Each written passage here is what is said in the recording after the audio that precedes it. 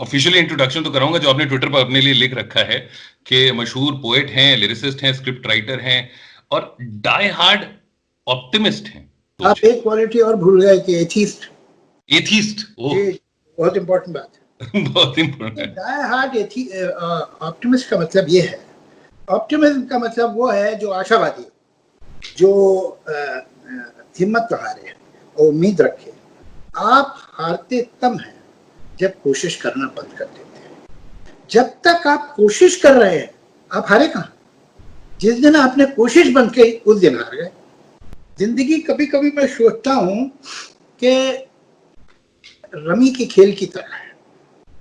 जो लोग रमी खेलते हैं उन्हें आती है, वो समझेंगे बात को।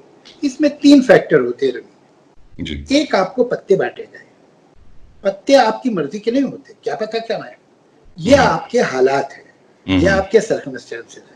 फिर आप उन पत्तों को देखते हैं और ठीक से अरेंज करते हैं, ये इधर लगा लेते हैं, ये इधर लगाते हैं कि शायद यहाँ पर सीक्वेंस बन जाए, यहाँ ट्रायो बन सकती है। तो ये आप अपने हालात को मैनेज कैसे करते हैं, कैसे अरेंज करते हैं, किस चीज को अहमियत देते हैं, किस चीज को अहमियत नहीं देते, ये आप पर। उसके बाद एक दूसरी चीज, अब आपने खेलना शुरू किया। अब आप पत्ता उठाते हैं तो मालूम हुआ डुप्लीकेट आ गया, आप क्या कर लेंगे? या पत्ता उठाया तो जोकर आ गया, या सीक्वेंस का पत्ता आ गया। ये जो है ये फ्लूक्स है, ये विंडफॉल्स हैं, ये कभी अच्छे होंगे कभी बुरे होंगे। सामने वाला क्या पत्ता फेंक रहा है आप नजर रख रहे हैं कि ये फेंक चुका है हुकुम की बेगम, से हुकुम का बादशाह भी फेंक देगा, मुझे हुकुम के बादशाह चाहिए। तो ये आपके अंदर सेंस होना चाहिए कि क्या रखें क्या फेंकें, अपने हालात। ये आपका खेल है। और तीसरा ये इत्तिफाक है जो आप खींच रहे हैं। पत्ते बदलते रहेंगे, इत्तिफाक बदलते रहेंगे, लेकिन आपके खेलने की सलाहियत जो है और समझ जो है वो परमानेंट है, अच्छी या बुरी। तो अगर आप जीत के इतराने नहीं लगते हैं और जबरदस्ती खेलने लगते हैं और हार के डिमोरलाइज होकर पत्ते नहीं फेंकने लगते हैं और सलीके से खेलते हैं, तो ये तो बदलते रहेंगे। तो आज नहीं तो कल, कल नहीं तो परसों आप जीतेंगे। जोया, फरहान भाई, सच बात ये है कि I am very proud of them.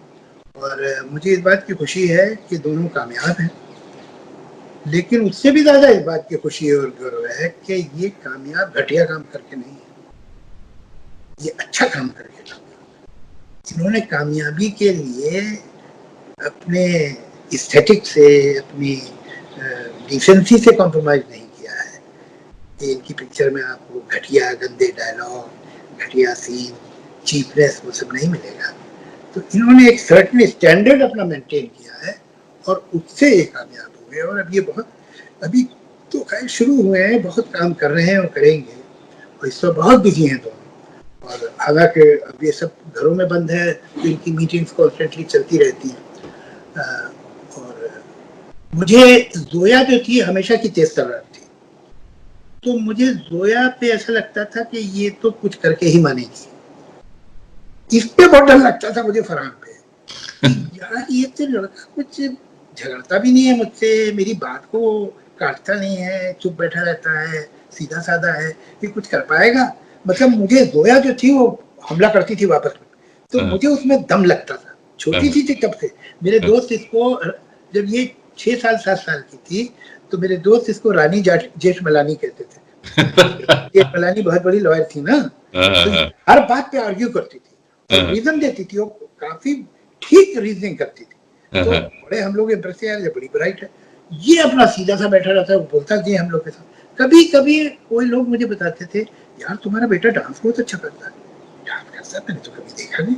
अरे यार तुम्हारा बेटा बहुत फनी है, क्या क्या नकलें करता है वो, बहुत मिमिक अच्छा। मुझे कहाँ है ये? और मुझे इसकी फिक्र रही, मुझे ऐसा लगता था कुछ करेगा नहीं। समझो 18-19 साल की उम्र था। आई वॉज वेरी डिसअपॉइंटेड कि इसका होगा क्या, ये तो निकल जाएगी।